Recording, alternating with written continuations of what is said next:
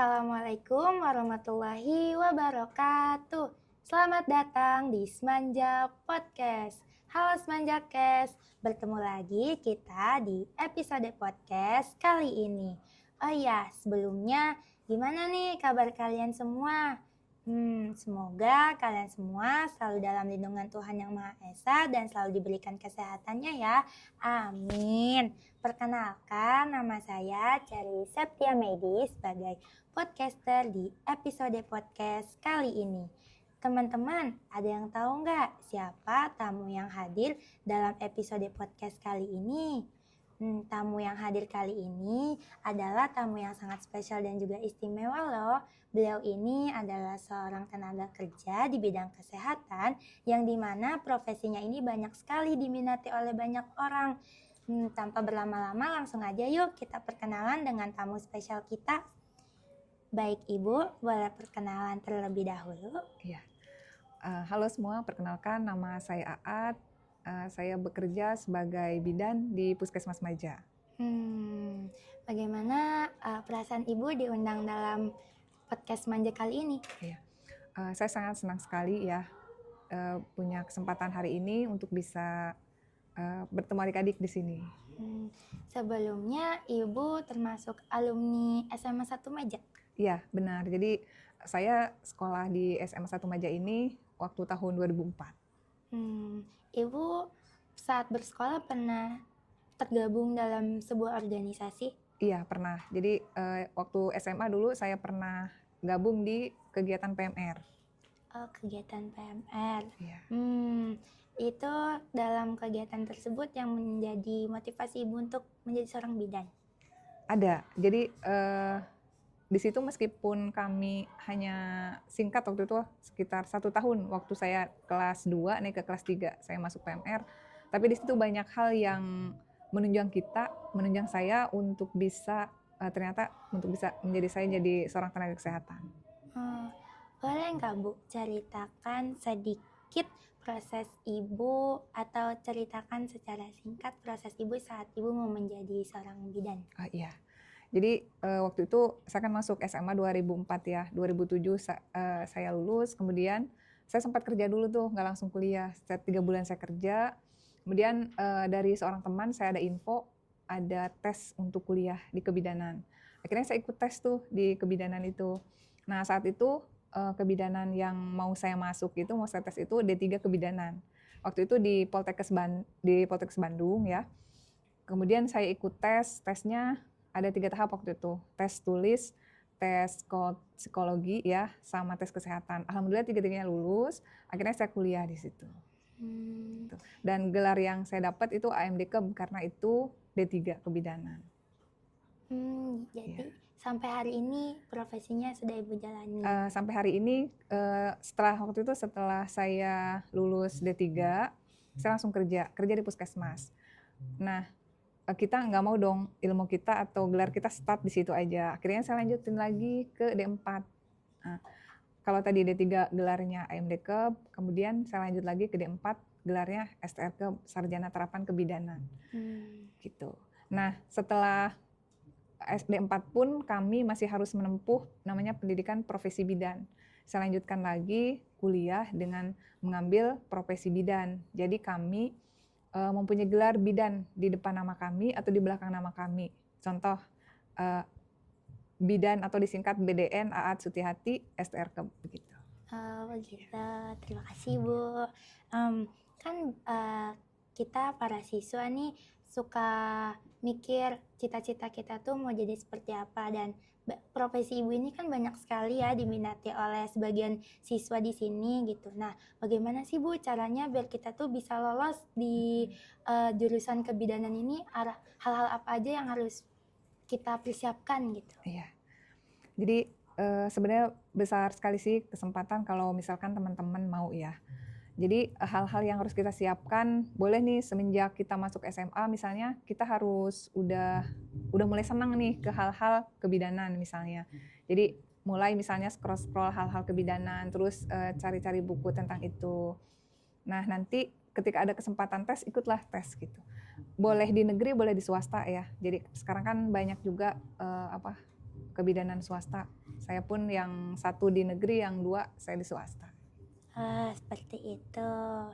Nah, habis itu motivasi ibu selama ini dalam menjalani profesi ibu itu apa yang membuat ibu menjadi kuat?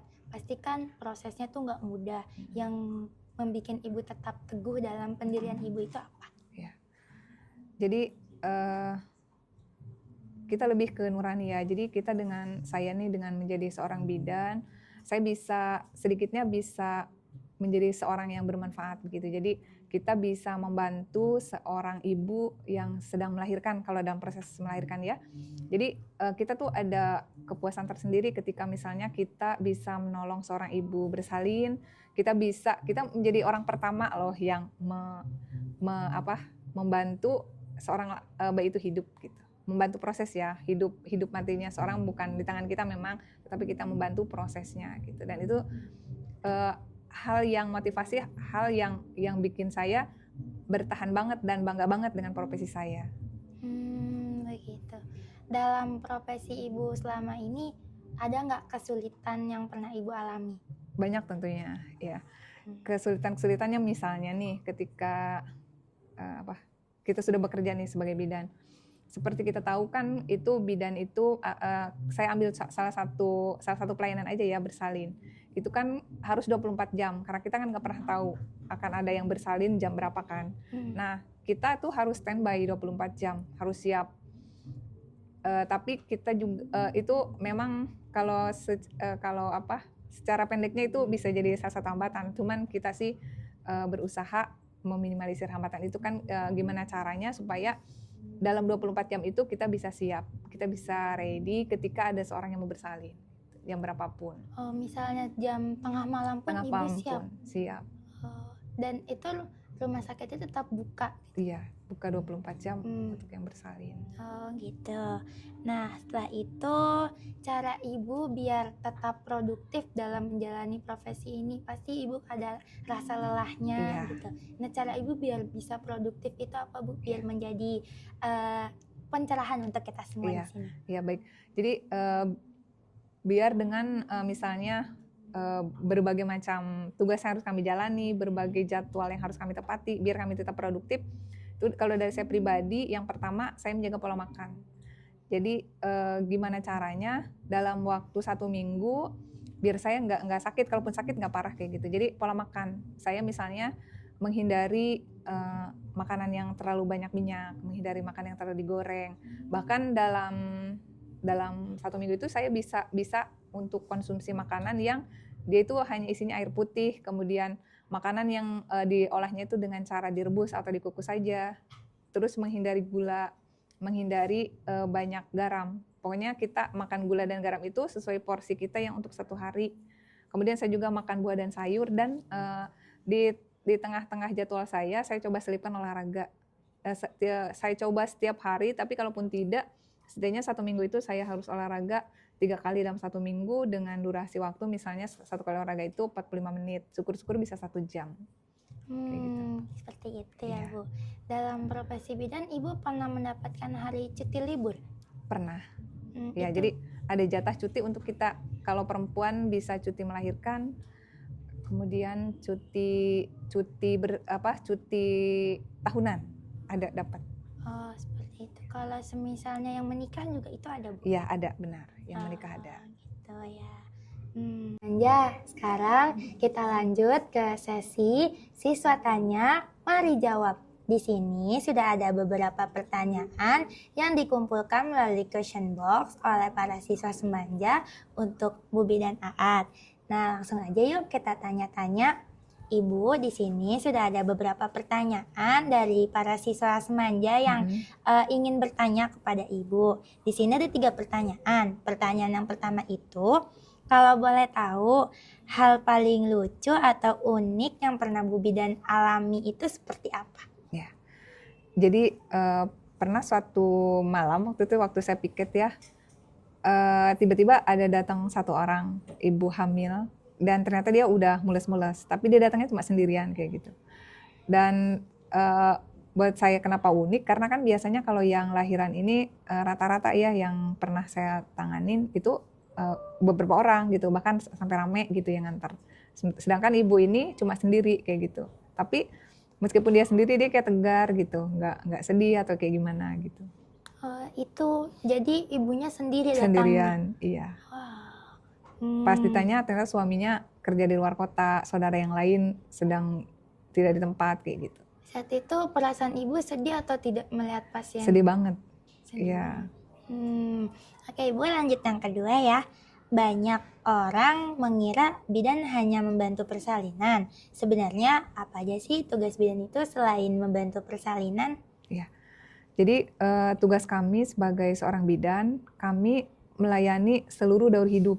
Nah, yang dimaksud seluruh daur hidup itu jadi kehidupan mulai dari bayi lahir, kemudian jadi balita, anak prasekolah, anak sekolah, anak remaja, kemudian pranikah, kemudian pasangan usia subur ketika sudah menikah, kemudian ibu hamil, setelah itu ibu bersalin, kemudian pralansia, lansia. Jadi dari bayi sampai lansia itu kami harus layani semuanya. Jadi tidak hanya bersalinnya saja.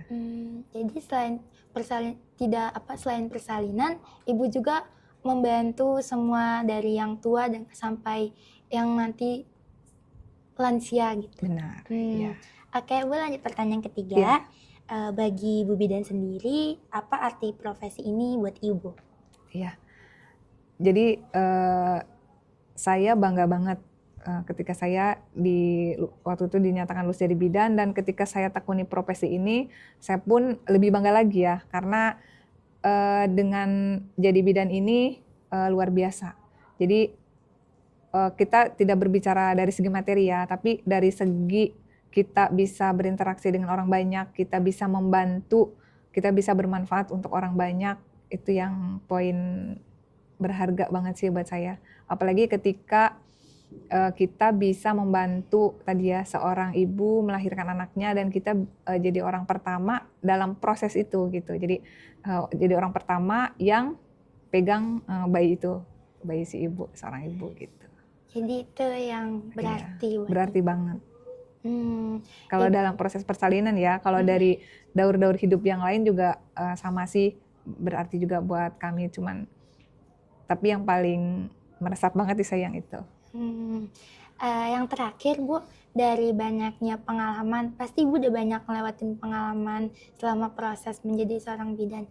Pengalaman apa yang paling berkesan di hati Ibu selama menjalani profesi ini? Iya, yang paling berkesan di saya itu, saya ketika bertemu misalnya lagi di mana gitu ya, ketemu seorang ibu yang bawa anak.